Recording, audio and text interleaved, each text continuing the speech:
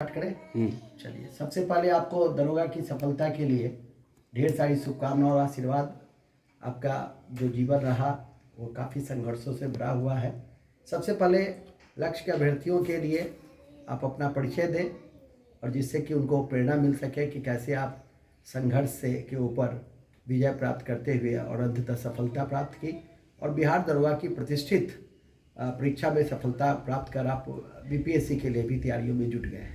Sir, सबसे पहले तो मैं धन्यवाद करूंगा लक्ष्य सिविल सेवा संस्था और आपका और बाकी जो भी गुरुजनों ने जिनसे हमने शिक्षा प्राप्त की यहाँ। और रहा सफ़र का तो बहुत ही कठिन सफ़र रहा, ये बात तो है। और 2017 दिसंबर के महीने से लक्ष्य सिविल सेवा संस्था से बिहार दरोगा 17 के बैच से मैं यहाँ से जुड़ा हुआ हूँ। तो पहली मरतबा तो हमारा पीटी मेंस हुआ, लेकिन 2017 में हम ग्रेजुएट ही हुए थे, तो किसी तरह हमने फॉर्म भर लिया था और ये कॉन्फिडेंस मेरे पास उस टाइम में आ गया जो हम कर सकते हैं यहाँ रहने के बाद। फिर हम 2446 में भी ट्राई किए, ईएसआई में भी ट्राई किए, साथ ही साथ बीपीएससी भी देते थे। तो कहीं ना कहीं किसी न किसी त्रुटि की वजह से हमें नाकामयाबी मिलती थी और इन सब के बावजूद हमें एक बात आपका याद रहता था, जो हो सकता है इससे बेहतर हमारे लिए कहीं रखा हो। और इसलिए थोड़ा देर के लिए तो मायूस होते थे, लेकिन फिर खड़ा होते थे और फिर लग जाते थे अपनी इसी तैयारी में जो किसी तरह करना है। और आखिरतः अंततः 2213 में ही मुझे कामयाबी आगे मिली है। कहा जाता है समय के साथ ही कुछ समय पे ही होता है, तो शायद यही मेरा समय सही हो। अच्छा, वेरी गुड। अच्छा, पीटी और मेंस की तैयारी आपने कैसे की? सर, हमने जो यहाँ रेगुलर जो भी क्लास किया है, तो मेरे पास आपके यहाँ लक्ष्य सिविल सेवा संस्था के नोट्स के अलावा मैंने कुछ ज़्यादा नहीं लिया। उसके अलावा मैंने कुछ ज़्यादा नहीं लिया। उसी को आपने बार जी, मैंने उसी को बार बार ही रिपीटेशन किया है, क्लास बार बार किया और जो भी मुझे मटेरियल मिला वही बहुत था मेरे लिए।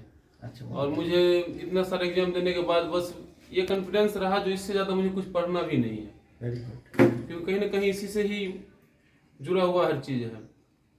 और आपका एक और मैं कहूँगा, जो करंट के लिए अगर कोई भटकता इधर उधर है और हमारे लक्ष्य सिविल सेवा संस्था का कोई भी बच्चा यहाँ से भटकता है, तो वो मुझे नगारा लगता है थोड़ा सा, क्योंकि वो बिल्कुल डायरेक्ट कॉपी से रहता है।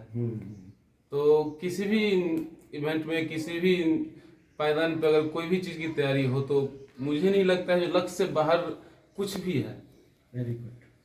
और लक्ष्य के अभ्यर्थियों को आप क्या संदेश देना चाहेंगे? मैं तो यही संदेश देना चाहूँगा कि निरंतर लगे रहे।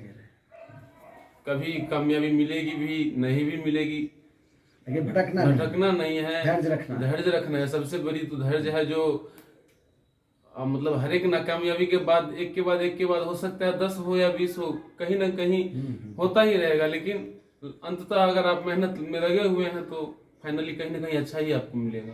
आपके भविष्य की क्या योजना है?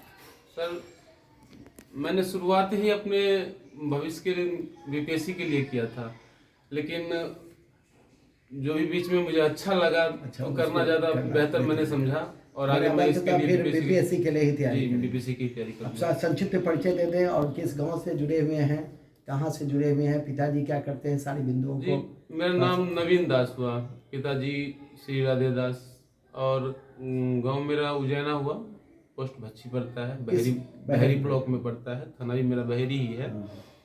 और संघर्ष काफी रहा जी। संघर्ष, एक किसान का बेटा हूँ। पिताजी का कहना था, जो खेती नहीं करोगे तो तुम्हारे पास पैसे कहाँ से जाएंगे।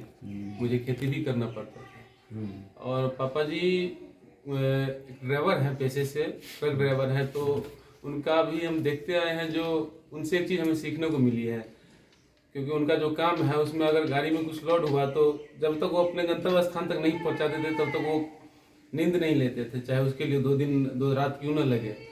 तो वो चीज़ मुझे वहाँ सीखने को मिला, जो जब तक अपने काम में लगे हो तब तक आराम नहीं, जब तक काम पूरा ना हो।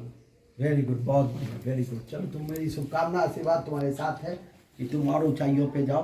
बहुत बहुत बढ़िया, बहुत बहुत आशीर्वाद, तुम्हें और बेहतर कामयाबी मिले। धन्यवाद।